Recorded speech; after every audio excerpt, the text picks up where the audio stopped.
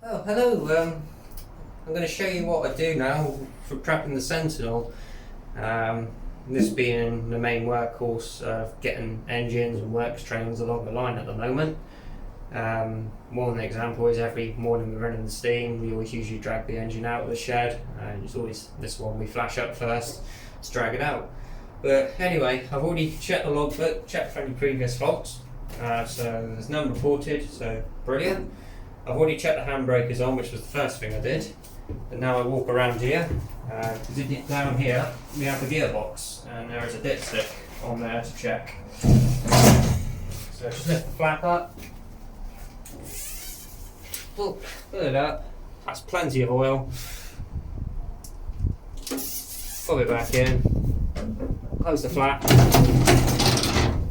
and then we'll go outside. If you want to join me out there, I'll show you then what I next did. Right, so now we're outside. I've checked for any chocks on the wheels. I'll have a look underneath in case there's something that's fallen off or about to drag and cause problems.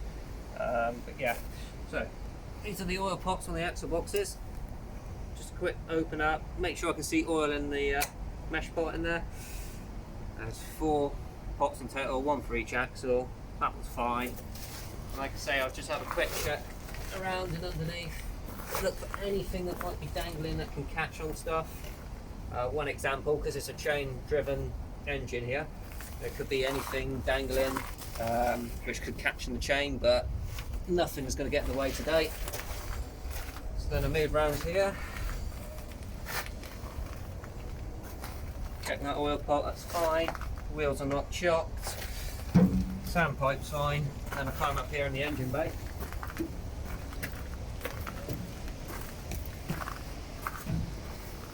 So in here, obviously I check your belts, make sure none of them are breaking off and they're fit for a day's use. Check the engine oil, which is absolutely fine. It's not too cold today, so I'm not going to bother pushing the cold start button on this. But if it was a lot colder in winter, there's a little button on the fuel pump here. We just click that in like that. Just puts a little bit more fuel, helps it overcome the coldness in the winter. But also whilst I'm up here, I'm going to check for the water level in the radiator.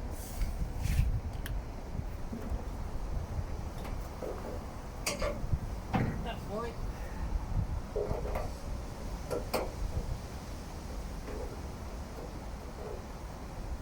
Water level's fine. So now I'm moving around to the front of the engine.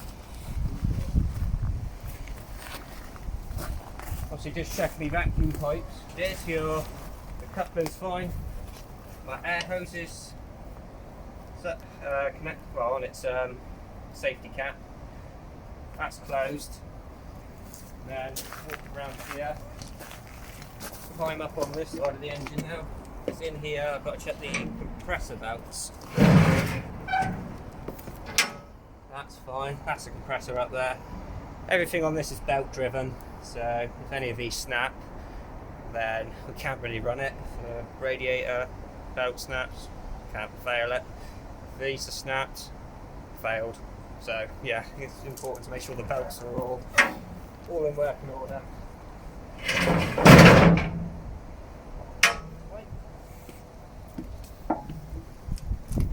Got another 2 axle pots to check. That's fine, that one's more than fine. Checking for any chocks, which are fine. Sandpipe secure. Yeah, that's all fine. And then my final, I've got 2 more checks to do. One of them's an easy one, I can do right from here. Check I've got fuel.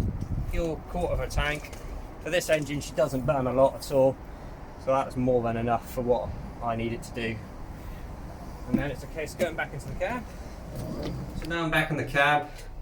Before I start it, I'm going to make sure the clutch is out, because it's like trying to start a manual car if you've left it in gear or something. So the clutch is out, battery switch on, pull the start switch which will energise the circuit, and just push the button. Maybe a bit of throttle needed.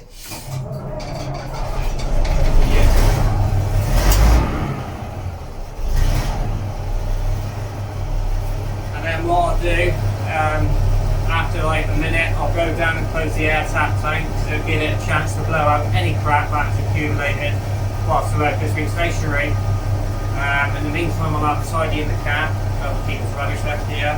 I'll do a light check, make sure everything's working before we can take her out.